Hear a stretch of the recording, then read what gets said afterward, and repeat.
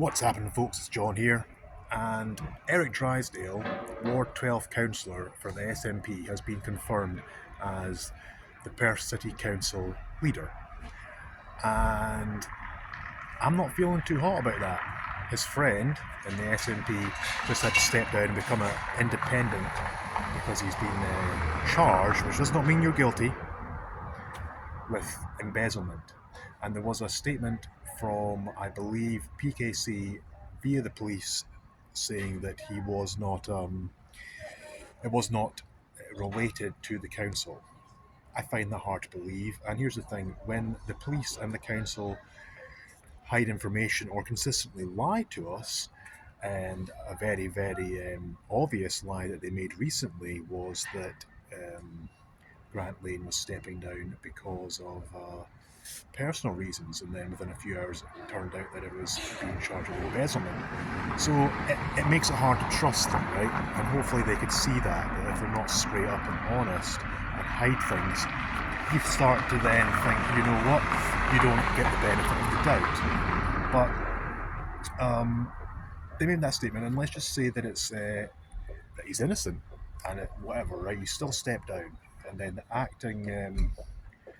acting leader, Eric Drysdale, is now the leader. Well, I've got a few problems with that, right? So the first thing is that, so that's another embezzlement type issue surrounding the SNP, which makes me feel somewhat uncomfortable when they're managing our funds. And the other issue is that Eric Drysdale is a councillor and is in charge of, one of the people in charge of Perth City Centre, which is called Ward 12. And I don't know about you, but I think that Perth City Centre isn't run so well. I mean, I suppose I'm going to ask you, is it dirty? Is it safe? Is it well maintained? Is it a nice place to go? It's a nice place to live. I feel like all those answers are no. You know, you've got a rundown city centre with shops that are empty. In a large capacity, they are empty. They're not investing in the city centre. They want to put a charge on people coming into the city centre. I mean, people don't want to come here in the first place, and then you want to charge them for it? Man, there'll be some mugs that come in and pay it the first time, and you'll never ever see them again. That's not good for the businesses, the local businesses.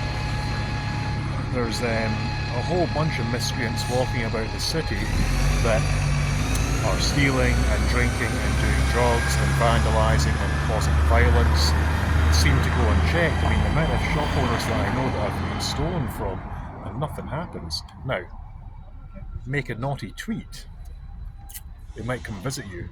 But if you have thousands of pounds worth of equipment or stock stolen, then they seem to just give you a crime number and never ever turn up, even if you've got things like CCTV and you know who the people are and they're well known for it, and you even know the area that they work or live in, but the police don't even visit them. It's very strange. So I think that the fact, I mean, even the Courier wrote about Perth City Centre being on the decline recently.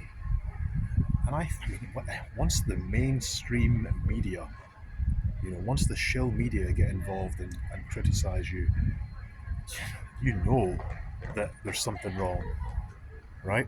You know there's something wrong. So with Eric Drysdale, I'm not too happy about it, because it's like he can't do his job currently, and he's been in the job for the best part of 10 years. And then I personally have emailed him several times.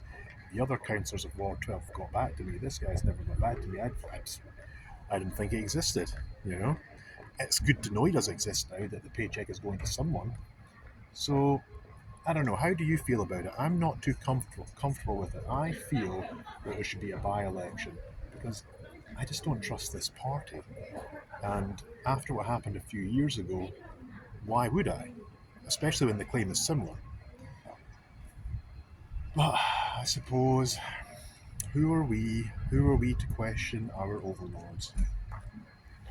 Especially if we're not college educated, with degrees and from rich families and fancy folk, you know. Who are we but peasants? Let me know your thoughts.